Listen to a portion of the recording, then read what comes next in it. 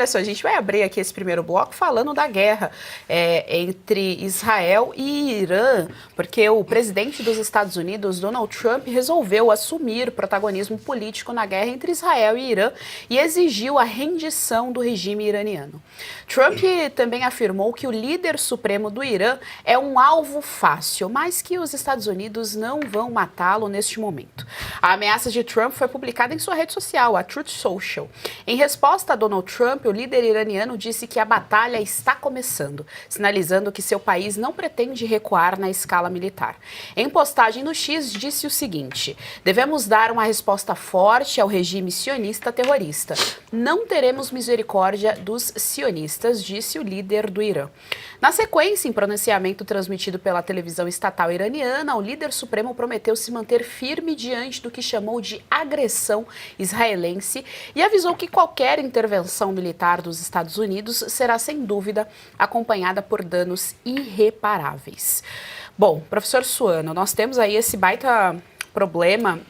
Ontem nós já havíamos comentado durante a programação, ao longo da programação da Revista Oeste, a guerra que está acontecendo, e eu acho que o primeiro aspecto que chama a atenção do ponto de vista cultural, além de, claro, todas as outras questões econômicas e políticas, professor, é que nós estamos vendo um duelo entre democratas e regimes tirânicos. Nós estamos vendo um duelo que atinge todo o Ocidente e tudo aquilo que a gente considera que são valores inegociáveis para o Ocidente. Dentre eles, a liberdade, os direitos humanos, o Estado democrático de direito. E agora a gente tem aí, digamos, o maior representante, o maior protagonista, talvez a persona da liberdade, que é os Estados Unidos, deixando o recado muito claro. Não é a primeira vez, inclusive, que os Estados Unidos se posiciona, né? Ele já tinha também passado o recado para o Hamas em relação à faixa de Gaza. Seu comentário.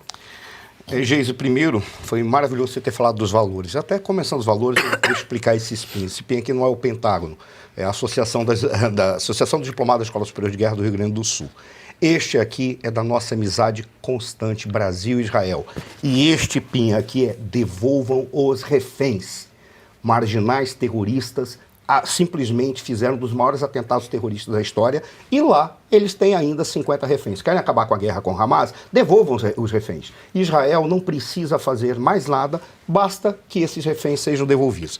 Agora, para tratar da questão do Irã, como você foi muito clara, é uma questão de valores, sim. São os regimes, mas isso são regimes totalitários, tirânicos, são regimes ditatoriais que nós identificamos em alguns países, em especial no Irã, que está sendo confrontado pela única potência realmente democrática lá no Oriente Médio. Israel é uma democracia plena. O Knesset, eu creio que é essa a pronúncia, tem representação de árabes, de muçulmanos, tem de cristãos, tem representação de todos lá dentro do parlamento israelense. E eles votam e trabalham, porque são israelenses, independentemente dos seus credos religiosos, ao contrário do que as pessoas falam. Mas tratando diretamente do Irã, o Irã, ele representa, sim, uma ameaça, não é apenas ao Ocidente, mas ao equilíbrio do sistema internacional.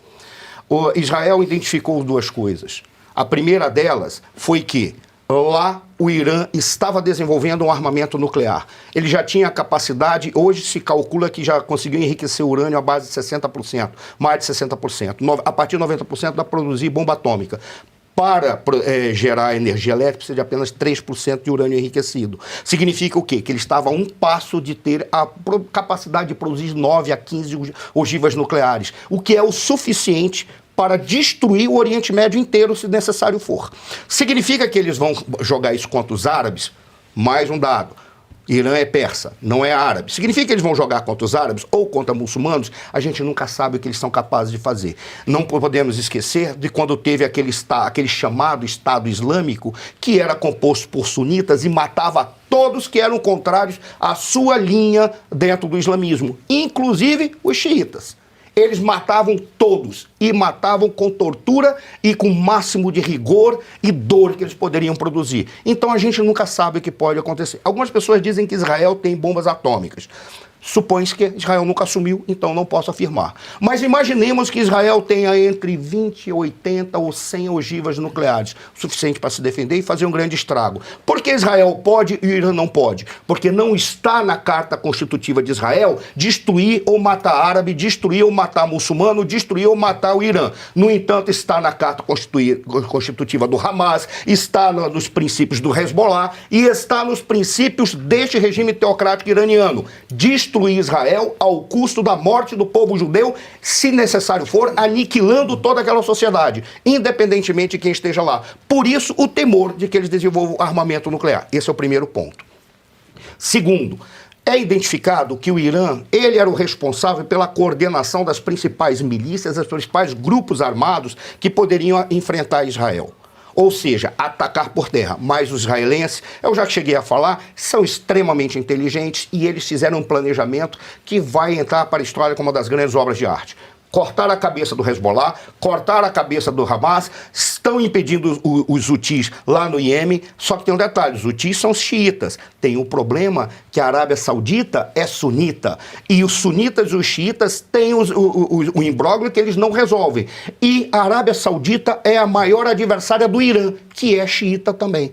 Logo, os hutis, para chegar em Israel, vão ter que atravessar a Arábia Saudita, e a Arábia Saudita vai ficar neutra nisso mesmo, porque a Arábia Saudita se posiciona pró-Ocidente, não porque tem um regime ocidental, mas porque sabe da importância do equilíbrio naquela região. E a ascensão de um Irã ou de um Iraque xiita pode desestabilizar toda a região e trazer um conflito que não terá fim. Por isso, para a Arábia Saudita, é importante ter Israel da maneira como está.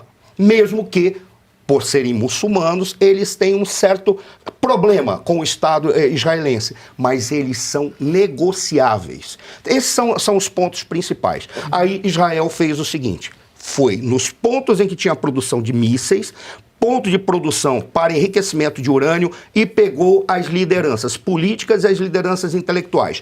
Cortou a cabeça, diferente do Irã, que bombardeou para pegar a população civil, independentemente do que for. Foi atrás das lideranças israelenses também. Mas a população civil ficou na linha de frente. Já o Irã, eu vi uma foto, já o Israel, eu vi uma foto em que um míssil, pode ser verdade, creio que é verdade, que a pessoa não tinha necessidade de mentir, em que um míssil que atingiu o líder da guarda revolucionária iraniano, o míssil atingiu a parede do quarto dele no local em que ele estava. Foi nele. Foi lá. Atingiu ele, com precisão absoluta. Em síntese, todo o trabalho que Israel está fazendo é um trabalho cirúrgico e precisa ser feito isso ao ponto de não ter como dizer, vamos buscar uma negociação para encerrar a guerra. Aí entraram os Estados Unidos. O Trump está dizendo que ele não participou do início. Claro, porque o grande risco é os Estados Unidos entram, as bases americanas são bombardeadas, os Estados Unidos são obrigados a participar ativamente da guerra, traz um problema interno na política americana e traz um problema externo. Como é que vai se posicionar a Rússia e a China? Agora está visto que tanto Rússia quanto China, e até mesmo aquele senhor que não perde a oportunidade de calar a boca que governa a França, até ele já começou a aceitar que ali tem que ser levado até a extremidade lógica de anular o regime iraniano. Significa o quê? O que está ficando cada vez mais claro que a única forma de pacificar a região é a queda do regime iraniano. E a queda do regime iraniano pode ocorrer porque a economia já está quebrada, a sociedade está quebrada, mulheres são apedrejadas, homossexuais são enforcados, pessoas são espancadas nas ruas. Em síntese, a sociedade já não se sente livre e representada por qualquer configuração desse regime. E o herdeiro do trono, o Reza Pahlavi, mora nos Estados Unidos e está à disposição para retomar o trono no Irã. Da minha perspectiva, os norte-americanos devem dar apoio para Israel, sim, e participar mesmo porque grande parte da força aérea israelense é de aviões americanas, são norte-americanas, produção norte-americana. E eles têm o famoso F-35, que é o melhor caça, o melhor avião de combate do mundo. Tem 36 mais 75 sob encomenda. Deus queira que sejam entregues rapidamente, que os Estados Unidos obrigue a OTAN a pagar e que obrigue a França a pagar esses aviões para Israel, porque no dia que Israel cair, a Europa cai. e ali o espaço aéreo do Irã já foi dominado, já foi controlado pelos israelenses. Os norte-americanos estão dizendo que foram eles. Na realidade, não foi. Já tem uma frota lá, que a quinta frota está lá por lá, já está sendo deslocada uma nova frota. O objetivo, e estão absolutamente certos, é a derrubada do regime iraniano, porque é um regime de terroristas, não vou nem usar o termo teocracia, é uma ditadura sanguinária que desequilibra e financia todos os terroristas no mundo. Por isso, a queda desse regime é bem-vinda para todos os árabes, além de para o próprio povo iraniano. Além do que, para encerrar, as pessoas acham que o Irã é apenas um problema moral, não é não. O Irã está numa região que ao norte do Irã tem o Mar Cáspio, que tem as maiores reservas de gás, tem uma das maiores reservas de gás do mundo. O porto de Baku é onde você tem a grande produção e escoamento. O grande sonho do Ocidente era fazer um gasoduto que saísse de Baku, passasse pelo Irã, Iraque, atravessasse até chegar na Europa, para não ficar à mercê dos gasodutos e oleodutos russos. Esse era o grande sonho. Essa é a razão pela qual a Rússia dá total apoio para o Irã, porque ela sabe que o Irã está do lado dela, esse gasoduto é inviável e a Europa vai continuar precisando dos gasodutos russos. Essa é a questão econômica, geoeconômica que envolve, mas já chegou à conclusão, o regime iraniano tem que cair.